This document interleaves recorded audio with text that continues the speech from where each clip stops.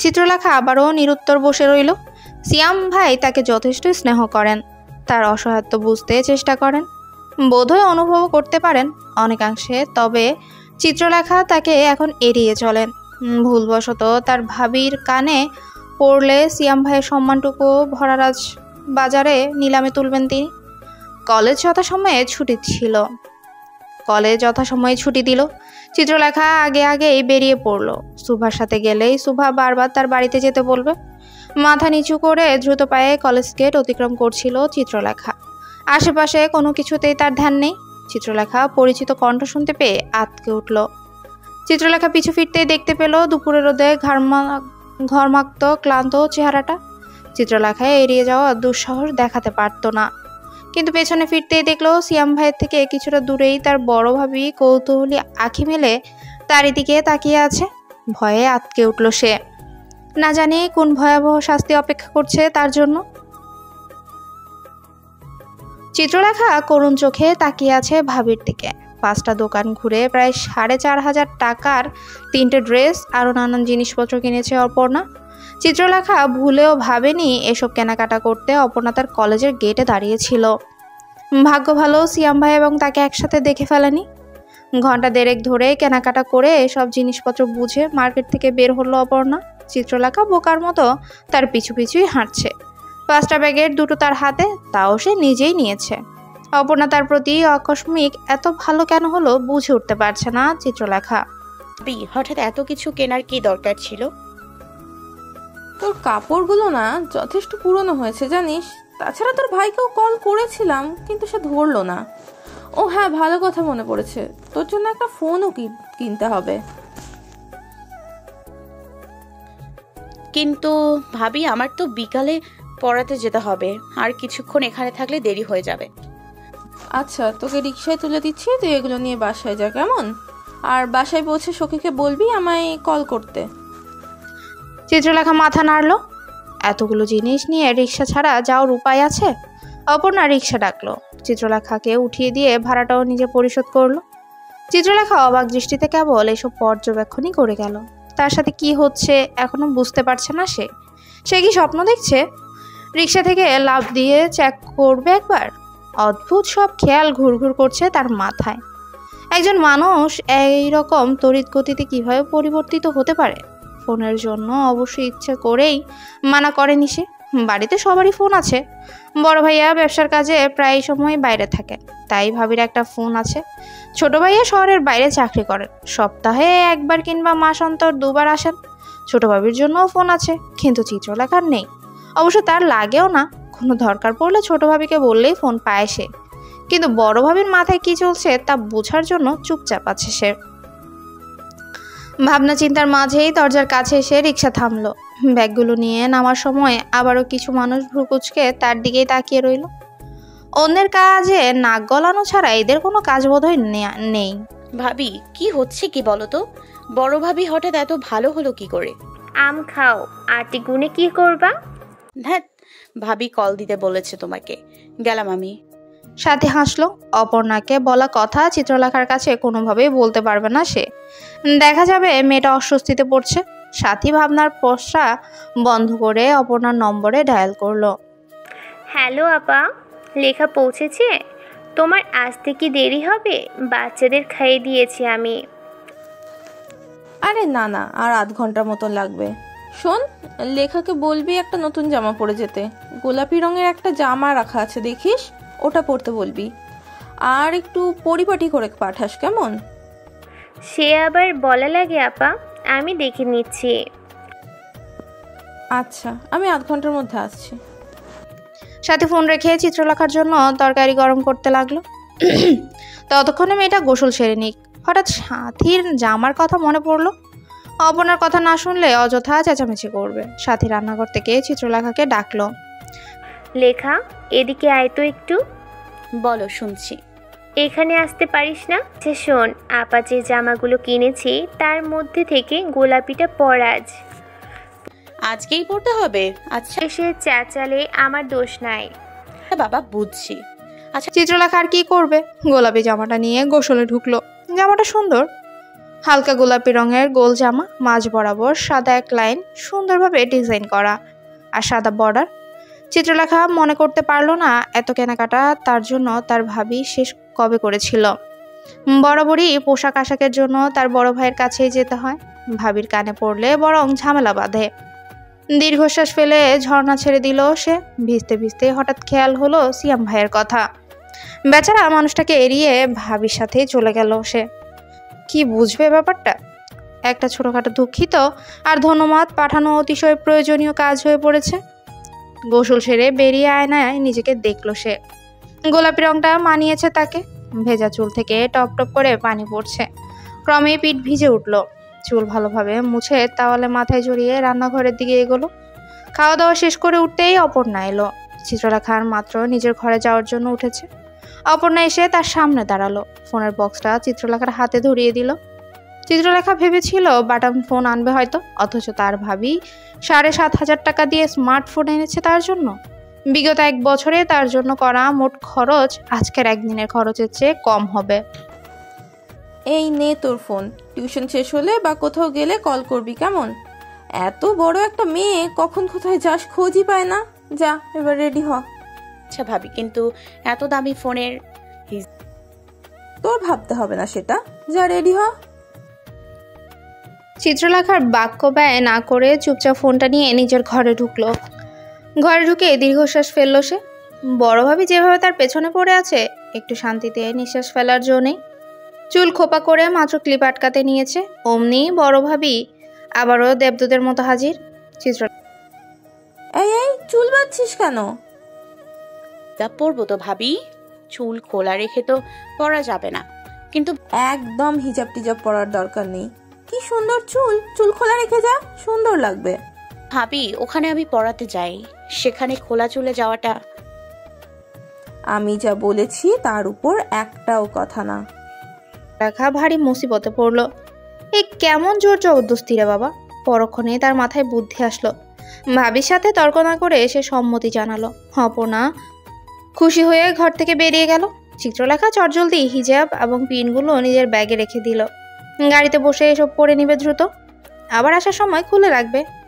আহমেদ বাড়িতে খোলা চলে গেলে বিষয়টা কতটা অস্বস্তিকর হতে পারে তা সে নিজেও আন্দাজ করতে পারছে। এখনও গাড়ি আসেনি। এইভাবে নতুন ফোনটা অন করলো সে। ভাবি নিজেই সিম কিনেছে এবং নিজ দায়িত্বে পরিবারের সদস্যদের নাম্বারও সেভ করেছে। চিত্রলেখার সুভার নাম্বার মনে ছিল, সেটাও সেভ করলো সে। সুভাকে কি একবার কল করবে? না থাক, অযথা আবার সিয়াম ভাইয়ার আলাপ শুরু করতে হবে। সুভা আসলে এখনো বাচ্চা স্বভাবের। সিয়াম ভাইকে নিয়ে আলোচনা করতে তার অস্বস্তি হয় না, কিন্তু চিত্রলেখার হয়। একটা মানুষ নিঃস্বার্থভাবে সবসময় তাকে সাহায্য করে, এটা ভেবেই সে লজ্জায় পড়ে যায়। গাড়ির হর্নের শব্দে ধ্যান ভাঙালো তার। ফোনটাও ব্যাগে রেখে ব্যাগটা নিয়ে বাইরে বেরোলো। বড় ভাবি দরজার কাছেই দাঁড়িয়েছিল। চিত্রলেখা কিছু বলার আগেই তাদের গাছের জবা ফুল তার কানে গুজে দিল। অতঃপর তাকে ঠেলে গাড়িতে তুলে দিল। অদ্ভুত তো, এই মহিলা কি তাকে জোগাড় বানিয়ে ছাড়বে নাকি? গাড়ি স্টার্ট দিতেই চিত্রলেখা চটজলদি জবা ফুলটা খুলে পাশে সিটে রাখলো। চুলগুলো খোপা করে হিজাব বাঁধতে শুরু করলো। অবশ্য অভ্যাস থাকাতে আয়নার প্রয়োজন পড়লো না, তবে গাড়ি জোরে চালানোর ফলে খানিকটা অসুবিধা হচ্ছিল তার। হিজাব বাঁধতে বাঁধতেই সে বলে উঠে, আঙ্কেল, গাড়িটা একটু ধীরে চালান। গাড়ি ব্রেক করে সামনে থেকে ঠোঁটে হাসি ঝুলিয়ে পেছনে ফিরল রঙ্গন। চিত্রলেখার হাত থেকে পিন নিচে পড়ে গেল। কি অদ্ভুত ম্যাম, আপনার চোখের সমস্যা তো মারাত্মক। এখনো ডাক্তার দেখাননি যে? নি কেন? আমার বাবার গাড়ি আমি চালাতে পারি না। না, সেটা না। তবে কথা কিসের? খোলা চুলে খারাপ লাগছিল না আই গেস? সবকিছুর একটা ক্যাজুয়াল রূপ থাকে। বাহ, বেশ। তবে সব কিছুর একটা নিয়মও থাকে। সিট বেল্ট বাঁধুন আগে। চিত্রলেখা খোঁচাটা ধরতে পারলো। পিনটা নিচের থেকে তুলতে গিয়ে অনুভব করলো আঙ্গুলে খানিকটা আঁচড় লেগেছে সেটার। রক্ত জমাট বেঁধে লাল হয়েছে অংশ। সেদিকে তেমন পাত্তা দিল না। সিট বেল্টটা বেঁধে নিল সে। রঙ্গন ফ্রন্ট মিররে দেখলো চিত্রলেখার অস্বস্তি। মেয়েটাকে এখন বাড়িতে না নিয়ে গিয়ে কোনো অজানা জায়গায় নিয়ে গিয়ে যদি সে বলে আপনাকে কিডন্যাপ করেছি, মেয়েটা কি ভয় পাবে? বোধহয় পাবে। বাচ্চা মেয়ে, নিজের কীর্তিকলাপে নিজেই হেসে উঠল রঙ্গন। গাড়ি থামলো রঙ্গনের বাড়ির সামনে। গাড়ি থেকে নেমে দরজাটা খুলে বের হলো চিত্রলেখা। দরজা লাগানোর সময় বেকায়দায় আঙ্গুলে লাগলো তার। ব্যথায় ক্ষীণ আর্তনাদ করে উঠলেও তার অঙ্গনের কানে গেল। দেখি কোথায় লেগেছে বলে আঙ্গুলটা ধরল সে। চিত্রলেখার অদৃশ্যে পরিহাসে এই দৃশ্য পুনরায় চোখ জ্বালিয়ে দিল আশফিন আহমেদের। আপনি একা বসে আছেন যে? রঙ্গনের প্রশ্নে চমকে গেল চিত্রলেখা। অনেকক্ষণ এক ধ্যানে বসে থাকায় খানিকটা ঘোরের মধ্যে চলে গিয়েছিল সে। আচমকা রঙ্গন প্রশ্ন করাতে খানিকটা অপ্রস্তুত হয়ে পড়ল সে। না, আসলে আন্টি বললেন অহম কি যেন কাজ করছে, একটু পর আসবে। আমি আপনাকে আধ ঘন্টা আগে রেখে গেলাম, বাইরে থেকে কাজ সেরে চলেও আসলাম, অথচ আপনার ছাত্রের কাজ শেষ হলো না। থামুন, আমি দেখে আসি কি করছে। আচ্ছা। রঙ্গন বুঝতে পারছে তার মা ইচ্ছে করে চিত্রলেখাকে এখানে বসিয়ে রেখেছে, তবে এটা নিয়ে মায়ের সাথে তর্কে জড়াতে চায় না সে। চিত্রলেখার জন্য মায়ের সাথে ঝগড়া করা মানেই অশান্তি সৃষ্টি করা, যেখানে মা মেয়েটাকে পছন্দই করে না। তার চেয়ে বরং অহমকে খুঁজে বের করে এখানে পাঠানোটাই ভালো। রঙ্গন চলে যাওয়ার পর চিত্রলেখা ফোনের দিকে তাকালো। ভাবির আইডিতে লগ ইন করেছে সে। তার ফেসবুক আইডি এখনও খোলা হয়নি। কলেজ গ্রুপে কি যেন একটা নোটিফিকেশন এসেছে। নোটিশটি সিন করতে সুভার আইডি থেকে মেসেজ আসলো। লেখা, কাল কলেজের সিনিয়রদের বিদায় অনুষ্ঠান, যাবি? মনে হয় না, গেলেই আমাদের দিয়ে সব কাজ করিয়ে নেবে। আরে তুই এত বোরিং কেন? প্লিজ আয়, মজা হবে। কাজ করতে আবার কিসের মজা? আচ্ছা তুই আসবি কি না? দেখি, রাতে কল করে জানাবো নি। ও হ্যাঁ, বড় ভাবি নতুন ফোন কিনে দিয়েছে, হোয়াটসঅ্যাপে নক দিচ্ছি, তোকে দেখ। আচ্ছা, রাতে দেখবনি, এখন কাজ আছে। চিত্রলেখা একবার দরজার দিকে তাকালো, অতঃপর আবারও নিরাসক্তের মতো ফেসবুক স্ক্রল করতে লাগলো। পিপল ইউ মে নোতে একজন পরিচিত মুখ দেখা গেল। সিয়াম শাহরিয়ার নামটা স্ক্রিনে জল করছে। সাদা রঙের শার্টটা মানিয়েছে বেশ। রাজশাহী বিশ্ববিদ্যালয়ের বাসটার সাথে হেলান দিয়ে যেন নিজেকে ভারমুক্ত মনে করছে। চিত্রলেখার হাত কাঁপছে। একবার ইচ্ছে হচ্ছে ব্লক করে ফেলতে, আবার পরক্ষণে ইচ্ছে করছে আইডিটাতে ঢু মারতে। চিত্রলেখা দুইটার একটাও করলো না। এটা ভাবির আইডি, অযথা বেশি ঘেটে লাভ নেই। হোয়াটসঅ্যাপ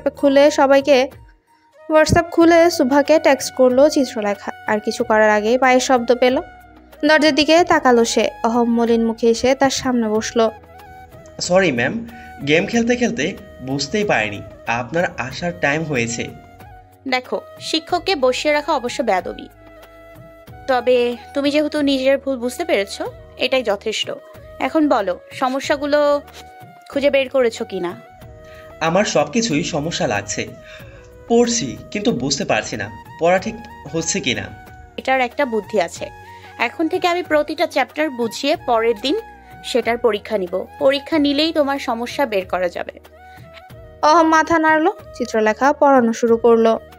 দরজার সাথে হেলান দিয়ে দাঁড়িয়ে থাকা রঙ্গন চিত্রলেখার কথাগুলো শুনে মুচকে হাসলো। মেয়েটা বয়সের তুলনায় একটু বেশি ম্যাচুয়ার। রঙ্গন দরজার কাছ থেকে সরে গেল। মায়ের চোখে পড়লে তার বিপদ বাড়বে।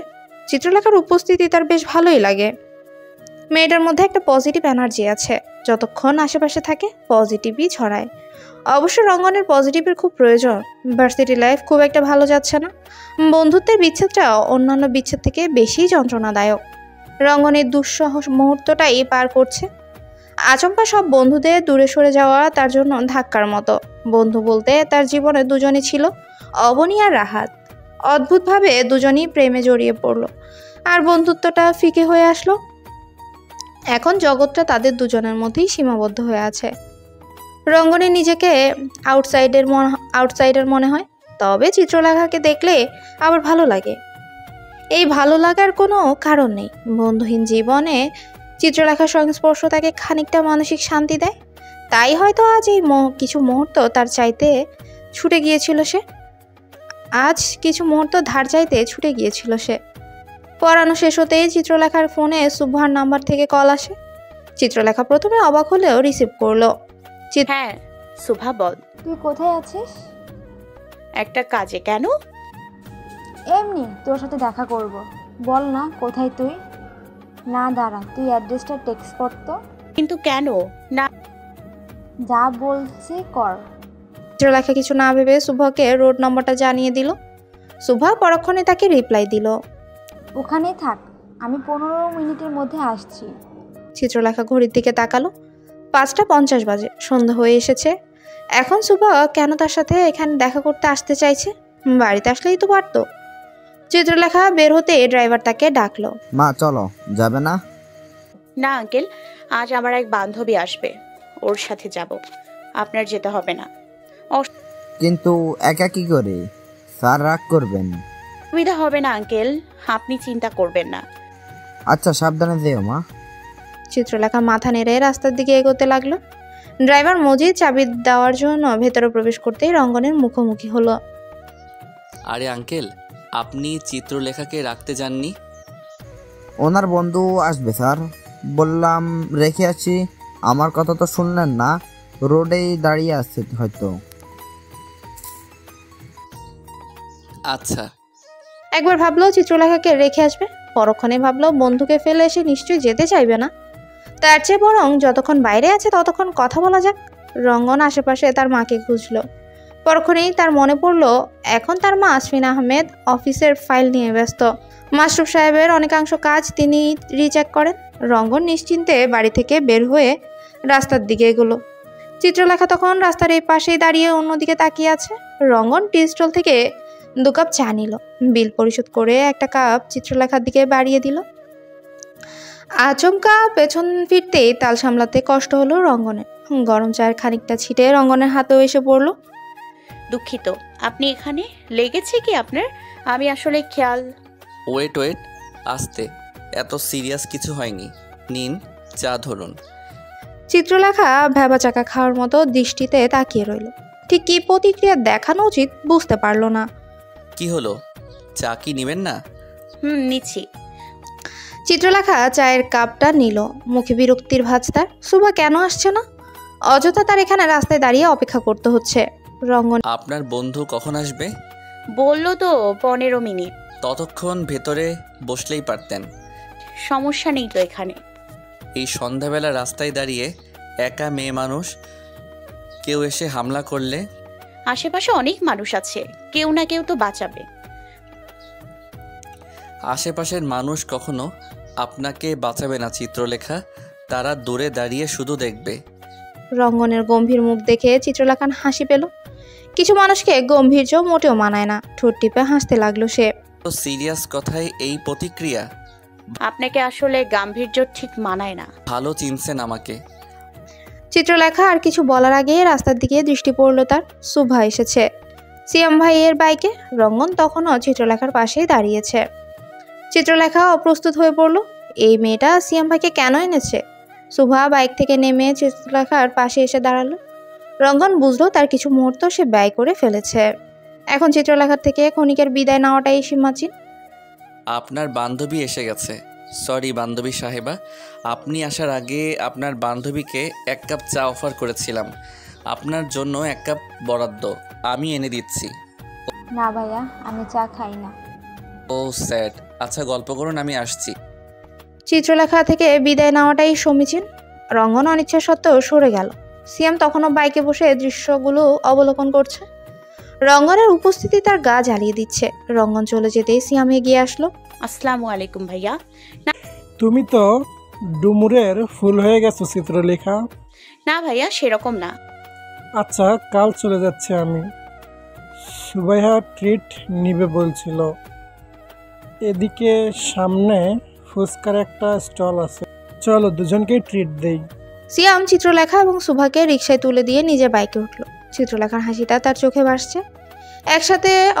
একই সাথে অপরিচিত ছেলেটাকে অদ্ভুত একটা দহনে পুড়ছে সে। এই দহনের নাম কিংবা কারণ এখনো চিত্রলেখাকে জানানো হয়নি। সুভা ঝাল ঝাল ফুচকা খাচ্ছে। ওর খাওয়া দেখে চিত্রলেখার নিজেরই ঝাল লাগছে। খাওয়া থামিয়ে সিয়ামের কাছে পানি চাইল সে। ভাইয়া পানি আছে? তোর সাথে আমার কথা আছে। কি কথা? নোট খাতা দিয়েছি, পড়েছিস? ব্যাগেই আছে, দেখিনি এখনো। ধন্যবাদ তোমাকে। তোর ধন্যবাদটা আমি নিব না। কেন? আমার ইচ্ছে। অদ্ভুত তো। সিয়াম চিত্রলেখার দিকে খানিকটা এগিয়ে গেল। চিত্রলেখার কানের কাছে মুখ রেখে অস্পষ্ট স্বরে বলল, ভালোবাসি চিত্র। সিয়াম ভাইয়া পানি। চিত্রলেখার আওয়াজে ঘোর কাটলো সিয়ামের। হাতে থাকা পানির বোতলটা বাড়িয়ে দিল তার দিকে। কিছু মুহূর্ত আগের কল্পনাটাও মনে করতেই সিয়ামের মুখে খানিকটা লাজুকতা ভর করে। কল্পনায় কত সহজেই মনের কথাটা বলে ফেলল সে, তবে বাস্তবতাটা বড্ড কঠিন। এখনও চিত্রলেখাকে মনের কথা বলার সাহস সময় কোনোটাই হয়ে আসেনি তার। ভালো মতোই জানে সে। চিত্রলেখা খাওয়া শেষ করে একপাশে দাঁড়িয়ে আছে। সুবা তখনও লাস্ট প্লেট বলে আর একটা প্লেট হাতে নিয়েছে। এই মুহূর্তে চিত্রলেখা খানিকটা বিরক্ত হচ্ছে, তার অনেক দেরি হয়ে গেছে। বাড়িতে গেলে ভাবি নিশ্চিত ঝাড়বে তাকে। বিষয়টা বুঝতে পেরে সিয়াম সুবাকে তাড়া দিল। সুবা তাড়াহুড়া করেই খাওয়া শেষ করলো। বিল পরিশোধ করার সময় যাওয়া নিয়ে একটা ঝামেলা বাঁধলো। সিয়াম এক বাইকে দুজনকে নিয়ে যেতে পারবে না, আবার চিত্রলেখাকে একাও ছাড়তে পারবে না। একবার ভাবলো দুজনকে রিকশায় পাঠাবে, তারপর চিত্রলেখার বাড়ি থেকে সুবাকে পিক আপ করবে। এমন সময় আচমকা পরিচিত কণ্ঠ শুনতে পেল সে। পেছন ফিরে দেখলো তার চাচা অর্থাৎ সুভার বাবা। আসসালামু আলাইকুম চাচ্চু। এখানে কেন তুমি? কালকে চলে যাব, তাই ওদের খাওয়াতে এনেছিলাম। সন্দেহ হয়ে এসেছে সিয়াম, তোমার খেয়াল রাখা উচিত। আমি শোভাকে নিয়ে যাচ্ছি, তুমি লেখাকে রেখে এসো। আচ্ছা চাচ্চু, আপনি কোনো কাজে যাচ্ছিলেন? না, কলেজে একটা মিটিং ছিল, ওখান থেকে বন্ধুর বাসায় গিয়েছিলাম, এখন ফিরছিলাম। তুমি যাও, দ্রুত লেখাকে রেখে এসো। লেখা মা, যাও ভাইয়ার সাথে। চিত্রলেখা মাথা নাড়ালো। সুভাকে বিদায় জানালো সে। এশার আজান দিয়েছে। ভয়ে হাত পা কাঁপছে চিত্রলেখার। বড়ভাবেই নিশ্চিত আর ছাড়বে না তাকে। বাইকে উঠবি নাকি রেখে চলে যাব? হ্যাঁ, উঠছি। চিত্রলেখা আনমনেই সিয়ামের পেছনে বসে পড়ল। হঠাৎ তার মনে হলো বিকেলে ভাবির সামনে সে হিজাব পরেছিল। এখন হিজাব পরে গেলে নিশ্চিত ভাবির বকা বেশি খাবে। সিয়ামকে থামতে বলে হিজাব খুলে ওনার মতো মাথায় মেলে দিল। সিয়াম বেশ জোরেই বাইক চালাচ্ছে। চিত্রলেখা সিয়ামের কাঁধে কোনো রকম একটা হাত রেখে বসেছে। বাতাসে খোপার কাঠি খসে পড়লো। কোমর অবধি চুলগুলো পুরোপুরি না খুললেও ঘাড় অবধি মেলে পড়লো। সামনের অবাধ্য চুলগুলোর তাড়নায় ছটফট করতে লাগলো চিত্রলেখা। সিয়াম, নড়ছিস কেন? সমস্যা হচ্ছে বসতে? এত মোটা কবে হলি? আরে ধুর, আমি মোটা হইনি, চুলগুলো বিরক্ত করছে। খুলে রাখ, আধ খোলা রাখলে তো বিরক্ত করবেই। তুমি বেশি জানো। মেয়ে মানুষের সাথে কথা বলে বৃথা। কি বললে তুমি? বেশ, এরপর ভুলেও কথা বলবো না কোনোদিন। সিয়াম ব্রেক কষলো। চিত্রলেখা বিস্মিত হয়ে তার দিকে তাকিয়ে রইল। সিয়াম তার তোয়াক্কা না করে বাইক সাইড করে পাশের একটা আইসক্রিম স্টলের দিকে ছুটলো। দুটো আইসক্রিম এনে একটা চিত্রলেখার সামনে বাড়িয়ে দিল। নে, আইসক্রিম খেয়ে ঠান্ডা হ। আমার দেরি হয়ে যাচ্ছে সিয়াম ভাই। আমি কাল চলে যাব, আমার কত কাজ আছে জানিস। তবুও তোকে সময় দিচ্ছি, ভালো লাগছে না তাই না? সময় দিতে বলেছে কে? চিত্রলেখা মজার সুরে কথাটা বললেও খারাপ লাগলো সিয়ামের। বাক্যটা ছুরির মতো ফালাফালা করে দিল তার হৃদয়টাকে। তবুও ঠোঁটে হাসিটা বহাল রাখলো সে। ভাবি কি এখনো মারে তোকে? কাল থেকে হঠাৎ ভালো হয়ে গেছে, বুঝতে পারছি না হঠাৎ কি হয়েছে। ভালো হলেই তো ভালোই, অত বুঝতে হবে না। আইসক্রিম শেষ কর। ও হ্যাঁ, তোমাকে ধন্যবাদ নোটসগুলোর জন্য।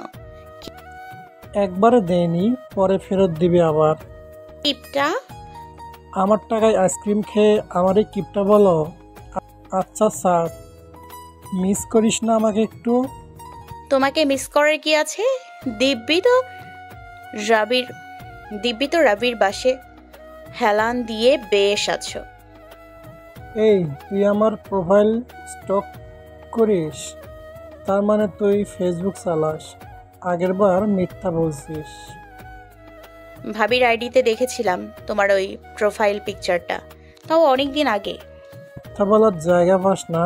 2 দিন আগে এটা আপলোড করছি, আর তুই অনেক দিন আগে দেখছিস কেমনে? টাইম ট্রাভেল করে? তবুও ঠোঁটে হাসিটা বহাল রাখলো সে। চিত্রলেখা ধরা পড়ে ভীষণ খেলো। সমানে কাশতে লাগলো। সিয়াম মুচকি হেসে পিঠে আলতো করে হাত রেখে বলতে লাগলো, বালাইশার। অল্পক্ষণেই কাশি থেমে গেল।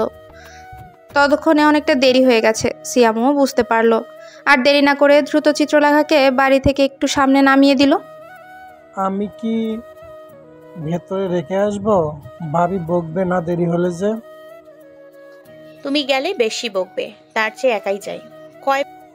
আচ্ছা শোন, আমি কাল চলে যাচ্ছি। কয়বার বলবা? একবার ভালো করে বিদায় জানাইছিস। রাজশাহী চলে যাওয়ার পর থেকে দেখছি তুই আমারে পাত্তাই দিস না। আচ্ছা আচ্ছা, সাবধানে যেও। তোর নাম্বারটা রেখে দিচ্ছি, বাসায় গিয়ে নক দিব। খবরদার যদি ব্লক করছিস। চিত্রলেখা হ্যাঁ না কিছুই না বলে বাড়ির ভেতরে প্রবেশ করলো। ভেবেছিল বোধহয় তুলকালাম কাণ্ড হবে, সেরকম কিছু হলো না। বড় ভাবিকে আশেপাশেও দেখা গেল না, বরং সাথী এসে খানিকটা বকাবকি করলো চিত্রলেখাকে এত দেরি করার জন্য। মাথা নিচু করে সবটা শুনে ঘরে এসে দরজা লাগিয়ে দিল চিত্রলেখা। মনে মনে সুভাকে গালি দিতে লাগলো। বেয়াদ্দপ মেয়েটাই নিশ্চয়ই সিয়াম ভাইকে তার নম্বরটা দিয়েছে। আর কিছু না ভেবে ফ্রেশ হতে ওয়াশরুমে ঢুকলো সে। ফোন স্ক্রল করতে করতে বিরক্ত হয়ে পড়েছে রঙ্গন। ভার্সিটি মিস দিয়ে বাড়িতে এসে বসে আছে, পরীক্ষার শিডিউলও নেই দেখে এমন করতে পারছে। তবে শীঘ্রই ঢাকা ফিরতে হবে তাকে। রঙ্গনের আবারও মন খারাপ হচ্ছে। ঢাকা শহরটা কোনোভাবেই আর তাকে টানছে না। ফাইনাল ইয়ারের পরীক্ষাটা দিয়ে ওই দূষিত শহর থেকে মুক্ত হতে পারলেই বাঁচে সে। আনমনে এসব ভাবতে ভাবতে আশফিন আহমেদ তার রুমে ঢুকলেন। রঙ্গন খেয়াল করে উঠে দাঁড়ালো। আমি কি টিচার যে আমাকে দেখলেই দাঁড়াতে হবে? আমা আসলে ঢাকায় ফিরবে কবে? 1 সপ্তাহ পর যাব ভাবছিলাম। না ক্যাম্পাসে কিছু হয়েছে? দীর্ঘ সময় বাড়িতে থাকার ছেলে তো তুমি নয়। আমার কিছু হয়নি, তোমাদের মিস করছিলাম তাই এসেছি। রঙ্গন, তুমি যতই বড় হও না কেন আমার কাছ থেকে কিছু আড়াল করতে পারবে না। তুমি আমার খুব আদরের। আমি যখন একটা সন্তানের অভাবে দীর্ঘ সময় যন্ত্রণায় আর্তনাদ করছিলাম, তখন তোমাকে পেয়েছি। তোমাকে নিয়ে আমার স্বপ্নগুলো আকাশ চুম্বে। মরীচিকার পেছনে আমার ছেলে ছুটবে না, কখনোই না, বুঝেছো? জি মা। খেতে এসো। আশফিন আহমেদ রঙ্গনকে কিছু বলার সুযোগ দিলেন না। রঙ্গন আবারও আগের মতো বসে পড়ল, বিড়বিড় করতে লাগলো। মরীচিকা কিনা জানি না মা, তবে চিত্রলেখা আমার জন্য দরকারি কিছু। মরীচিকা হলেও তার সংস্পর্শে থাকতে আমার ভালো লাগে। এটা ভালোবাসা না, এটা বেনামি একটা অনুভূতি। সে আমার বন্ধু, বেনামি বন্ধুত্ব আমাদের। খাবার টেবিলে আজ মাসরুর আহমেদকে পাওয়া গেল না, তিনি শহরের বাইরে গেলেন। অহম নিজের ঘরে বসে খেয়ে নিয়েছে। আবারও মুখোমুখি কেবল আশফিন আহমেদ এবং রঙ্গন। রঙ্গন আজ বড্ড অস্বস্তিতে ভুগছে নিজের মায়ের সামনে। মায়ের চোখে চোখে চোখ রাখতেও ভীত হচ্ছে সে। আশফিন আহমেদ লক্ষ্য করেছেন রঙ্গনের এই অস্বস্তি। তোমার তীরার কথা মনে আছে?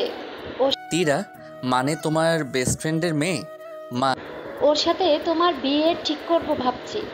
মা, ওকে আমি ঠিকমতো চিনিও না। ঠিকমতো না চিনলে সময় কাটানো যায় না? না যায় না মা, যাকে ঠিকমতো চিনি না তার সাথে সময় কাটবেই বা কিভাবে? যেভাবে চিত্রলেখার সাথে তোমার সময় কাটে। বিষম খেলো রঙ্গন। পানির গ্লাসটা তার দিকে বাড়িয়ে দিয়ে আশফিন আহমেদ বেশ শান্ত গলায় বলে উঠলেন। রঙ্গন, নিজেকে ভুল পথে এতটা এগিয়ে দিও না যেন পরে অনুতাপের চোখে না রাখতে পারো। হোয়াটসঅ্যাপে অপরিচিত নম্বর থেকে আসা ভয়েস নোট দেখে খানিকটা ঘাবড়ে গেল চিত্রলেখা। ভয়েস নোট ওপেন করতেই শোনা গেল পরিচিত কণ্ঠ। যদি কোনো চিত্র আঁকি, পৃথিবীর সবচেয়ে দামি সেই চিত্রে তুমি পারফেক্ট বসো। যদি কোনোদিন চিত্র আঁকি, পৃথিবীর সবচেয়ে দামি সেই চিত্রতে তুমি পারফেক্টলি বসো। এটুকুই। সিয়ামের কণ্ঠ চিনতে অসুবিধা হয়নি চিত্রলেখার। রিপ্লাই করবে কি করবে না এ নিয়েই দ্বিধায় পড়ে গেল সে। এর মধ্যে সিয়াম আবারও টেক্সট করলো। ঘুমিয়ে পড়ছিস? না, গান তো ভালোই গাও তুমি। ওইটা আমার গাওয়া নয়, আমার এক বন্ধুর কণ্ঠ। ঢপ দিও না, তোমার কণ্ঠ আমি চিনি না। আরে সত্যি আমার এক বন্ধুর কণ্ঠ। তোকে এই জন্য দিলাম যে শুনে দেখ তো ওর কণ্ঠ আর আমার কণ্ঠ সেম কিনা। সবাই বলে এটা তুইও বললি, বুঝলাম। সত্যি বলছো? এত মিল কণ্ঠে, বাহ। তো আবার কি, তোকে কেন গান শোনাতে যাব? এটা বাদ দে, ভাবি বলছে কিছু? না, কিছুই বলেনি। কি যে হয়েছে ভাবির? তোর অত চিন্তা করতে হবে না, কাল আমার ভোরের বাস। তুই ঘুমা, টাটা। টাটা। কি? ফোন রেখে বালিশে হেলান দিল চিত্রলেখা। সিয়াম ভাইয়ের সকালের বাস, তার মানে আর দেখা হবে না। চিত্রলেখা মাথা ঘামালো না বেশি। সারাদিনের ক্লান্তিতে বালিশে মাথা রাখতে রাজ্যের ঘুম নেমে এলো তার দু চোখে। সময় বহমান, কথাটা প্রকৃতপক্ষেই সত্য। এই তো রঙ্গন ফিরেছিল বাড়িতে এত তাড়াতাড়ি, 2 সপ্তাহের বেশি হয়ে গেছে। আজ তাকে ফিরতে হবে। রাতের বাস আছে। রঙ্গন ঠিক করেছে চিত্রলেখার সাথে একবার দেখা করে কথা বলবে, একটা ধন্যবাদ জানানো উচিত। শেষে 1 সপ্তাহ ঠিকমতো কথাই হয়নি তাদের। মূলত আশফিন আহমেদের কড়া নজরদারিতেই রঙ্গন সুযোগই পায়নি চিত্রলেখার সাথে কথা বলার।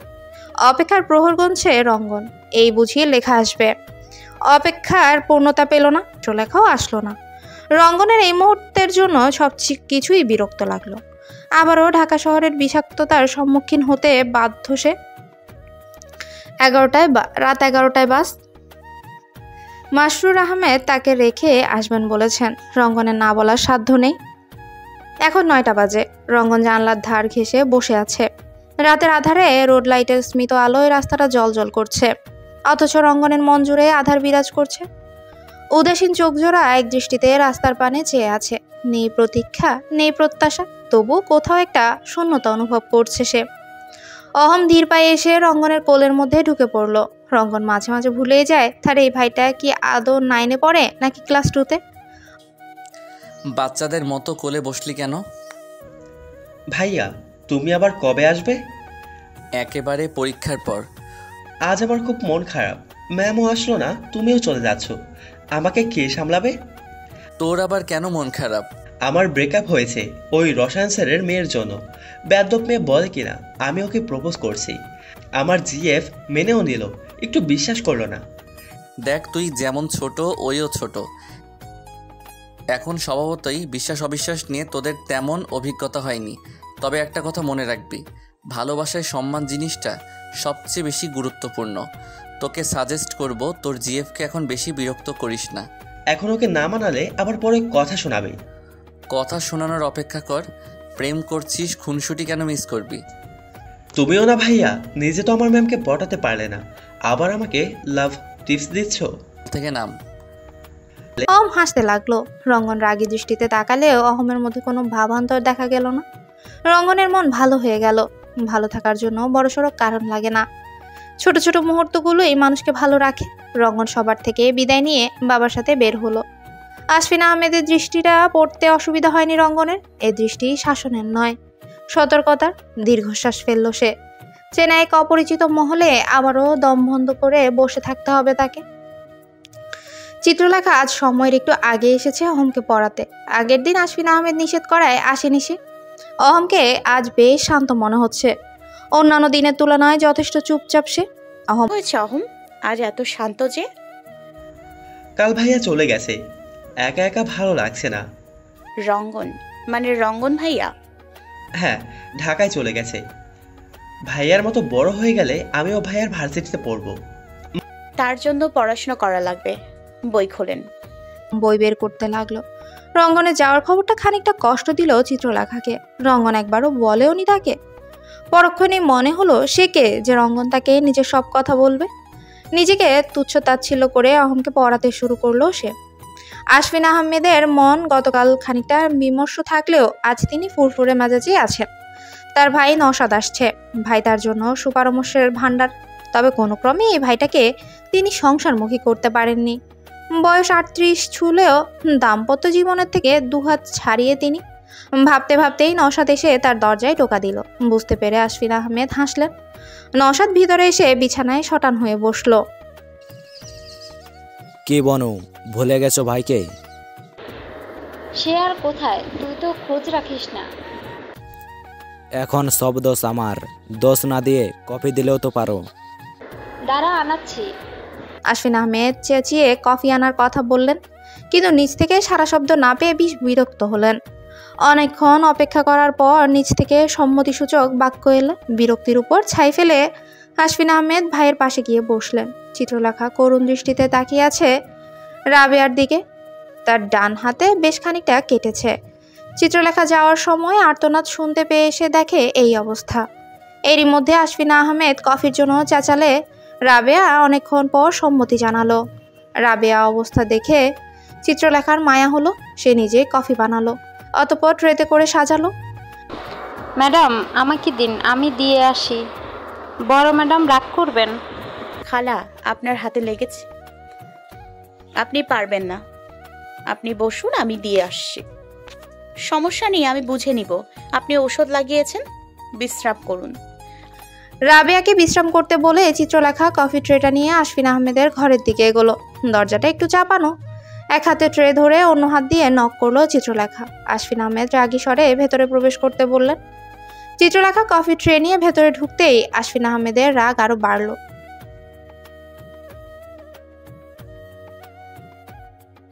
এই যে বন্ধুরা, শুনতে পাচ্ছ? এই গল্পের নেক্সট এপিসোড খুব তাড়াতাড়ি আসবে, তাই নেক্সট এপিসোড দেখার জন্য আমাদের ভয়েস অফ এমডি সাগর চ্যানেলটি সাবস্ক্রাইব করে পাশে থাকুন। আর এই গল্পটি যদি ভালো লেগে থাকে তাহলে লাইক, কমেন্ট, শেয়ার করতে ভুলবা না, কেমন? ধন্যবাদ।